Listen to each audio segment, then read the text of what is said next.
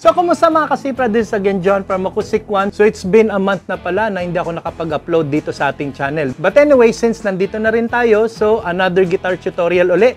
This time, tuturo ko sa inyo yung one of the classic songs na kinompose ni Taylor Swift, which is entitled Love Story. Okay? So, dito ituturo ko sa inyo yung mga basic plucking para kahit papano matutunan nyo rin kung paano tumipa ng mga ganitong klase ng kanta. Pero just a heads up lang at syempre disclaimer, hindi ko naman masasabing 100% na plakado ko yung pinaka-intro neto or yung plucking.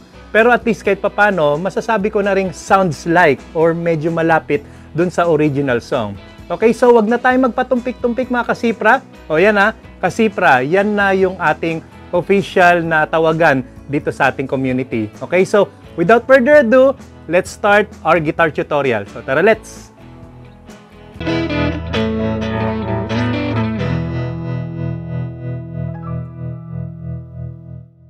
Okay, so mga kasipra, so nagbabalik na tayo sa ating channel and kagaya nga na sinabi ko kanina, so pag-aaralan natin ngayon yung kanta ni Taylor Swift which is entitled Love Story. Ngayon, originally, ang kantang ito is in the key of D major. Okay, so kung pakikinggan natin, ito siya, no? Pero mapapansin nyo, nilagay ko yung kapo dito sa may 2nd fret. Ngayon, mag-focus muna tayo dun sa pinaka-chords niya. Although, syempre, kagaya nga na sinabi ko, nasa D major ang key neto, pero yung kanyang forma, ang gagawin ko ngayon is in the C form. Yan yung unang chords natin. Ayan. Ngayon, ang pinaka-technique dito mga kasipra is alamin nyo muna yung pinaka-root chord ng isang kanta. Doon kayo magsisimula mag-pluck nung string. Okay? So, in this case, since nakaporma siya sa C, ayan, ito yung pinaka-root chord niya. Ito. Nasa may, so, pagpalagay na natin, ito yung pinaka-first fret. So, nasa 3rd fret siya. Okay? 5th string, okay? Yan. Nasa C form tayo, okay? So, yan siya. So, ang gagawin ko lang dito is, yun yung una kong ipa-pluck, yung pinaka-5th string. Okay? 3rd fret. Yan. Okay? So, ganito. Tapos, susunod nyo is pababa. O, di ba? So, kung umpisa natin, ganito ang mga chords sa intro. So, C, tapos G. Actually, yung G nyo, hindi nyo na popormahan ng ganito. Ang gagawin nyo na lang, kung ito yung C, yung inyong dalawang daliri, which is the ring finger and the middle finger, iaangat nyo na lang, ganito. Okay? Leaving the index finger dun sa kanyang original fret, which is the 1st fret, 2nd string. Okay? So, ito yung C. So, ang plucking niya from the root chord dito, 5th string, pababa, tapos dito sa may 2nd string, ayan. Okay, so kung mapapansin nyo, yung aking pinky nandito sa may 3rd fret, 2nd string. Okay, so inipit ko tapos ni-release. Okay, so ganito ulit.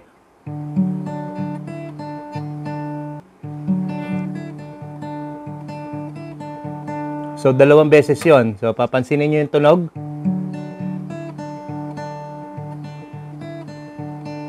And then G. So, yung G nyo, angat nyo na lang. Ganyan. So, yung inyong ring finger nandito sa may 3rd fret, 6th string. At yung inyong middle finger is nandito sa may 2nd fret, 5th string. Okay? And then, of course, yung inyong index finger, andun pa rin. Naiwan pa rin doon sa may 1st fret, 2nd string. Okay? So, ito yung G. So, ganun ulit. So, patamaan nyo or i-pluck nyo naman yung root chord ng G, which is nandito. 3rd fret, 6th string, yan. Tapos pababa uli. Yan. Yan.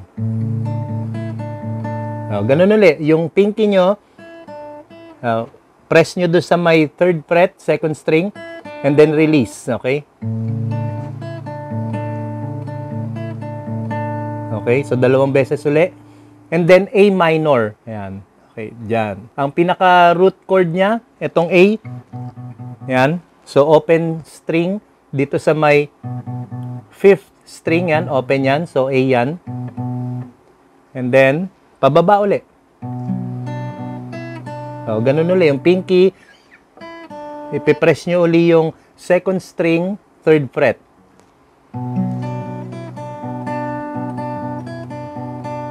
Ayan. Kumbaga, ang pinaka-technique nito, kung medyo nahirapan pa kayo ng pag-pluck, ang gawin nyo na lang is yung inyong index finger. Ayan o. Tsaka yung inyong hinlalaki. Yan o. Ayan o. Pinaka-technique nun, ganun-ganun lang. Yung index finger tsaka yung hinlalaki ninyo, laruin nyo na lang ng ganyan o. Ayan o. Masasanay din kayo hanggang sa lahat na ng string is ma-pluck ninyo. Pero kung di nyo pa kaya, pwede naman parang ang dating is strumming lang. Ano? Ayan o. Ayan. Diba? Ayan. Okay? And then susunod nun, after nung A minor is F. Ito na nga yung bar chord natin. Ganun pa rin naman. So, ang pinaka-root chord niya is ito.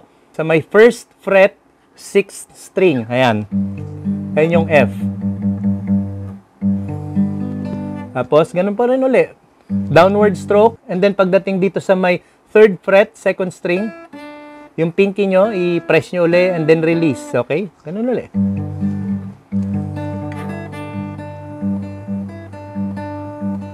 So, dalawang beses. Okay, yon. Okay, kung sisiprahin natin, so isang round lang yung intro niya. So, ganito. C, G, A minor, F. Tapos, pasok na sa verse. Okay, so sa verse naman, ang mga chords niya is C, F, A minor, F, and then yung sumunod niya is C, F, A minor, G. Okay? Okay. Ngayon, ang plucking niya, ganun pa rin naman. Sundan nyo na lang din yung pattern na ginawa natin sa may intro. Okay? So, ganito lang siya. C, F, A minor, F, tapos C uli, F, A minor, tapos G. So, kung kakantay natin, ganito lang din naman yan. So, we were both young when I first saw you. I closed my eyes and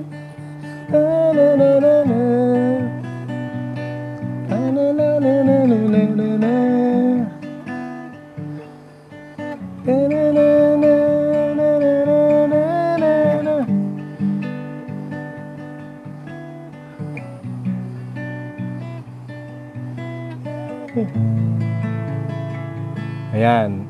Tapos, pasok na sa refrain. Okay, so sa refrain naman, pwedeng gawin nyo na strumming doon. So, or kaya naman, medyo dahan-dahanin nyo na from plucking.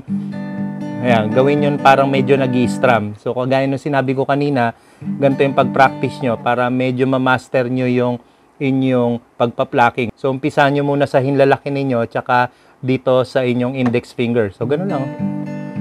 Ayan o. Diba? So, sa refrain, F,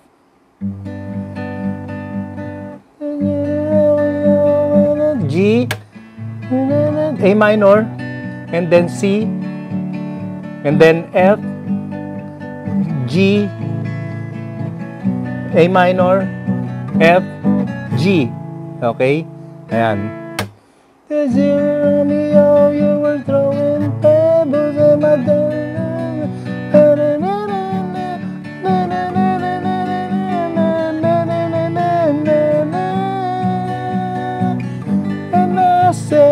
Ayan. Okay? And then, after nun, pasok agad sa chorus. So, dito, pwedeng full strumming na.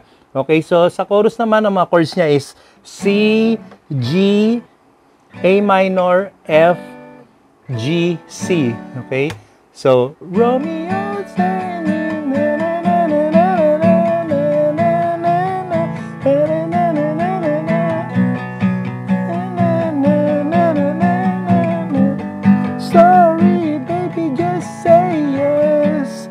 okay, yan. And then after nun, may konting interlude yun eh. Pag bagsak nyo sa C, baby, just say yes.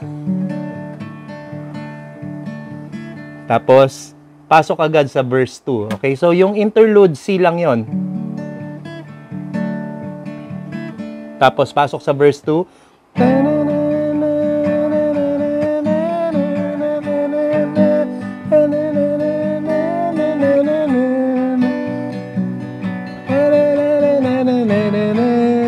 So, isang round lang sa verse 2, then pasok na agad sa refrain. Okay, so sa refrain naman, parehas lang din naman ang chords niya doon sa unang refrain natin. So, refresher lang, F, and then G, and then A minor, and then C, and then F, and then G, A minor, F, G.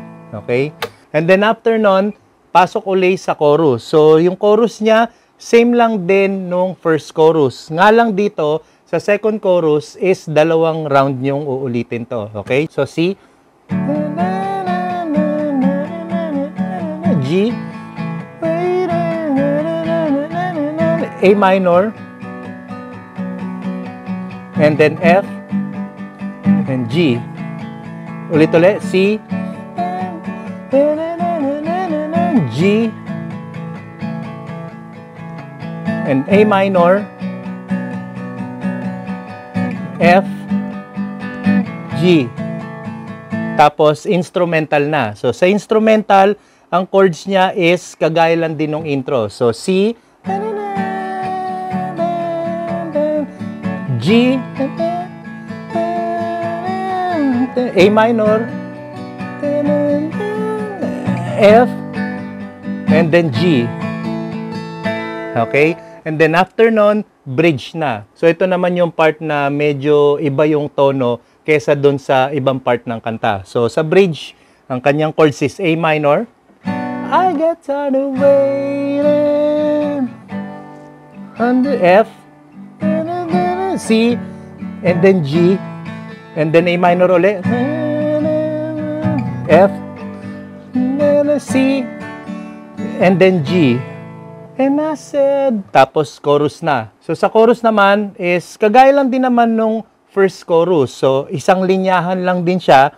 Now this time, yung strumming niya is medyo soft. Kasi mamaya bubulusok na si Taylor Swift sa modulated chorus. So papakita ko sa inyo. So sa chorus muna na ito, ang chords niya is C.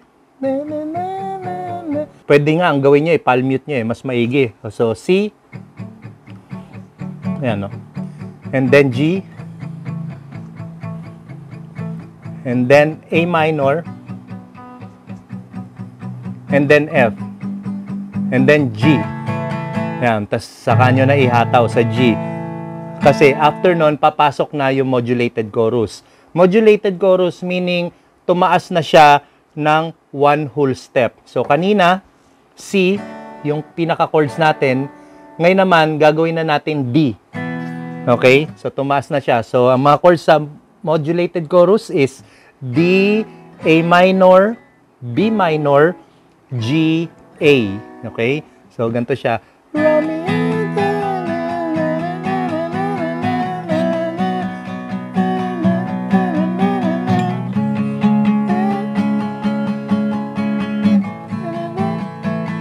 Baby, just say it.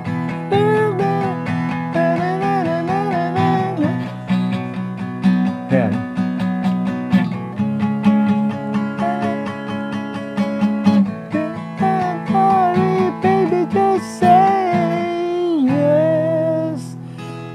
Ayan. Okay, so yung modulated chorus, again, D, A, B minor, G, A, and then last line, D, A, B minor, G, cause we were both young when I first saw you, D.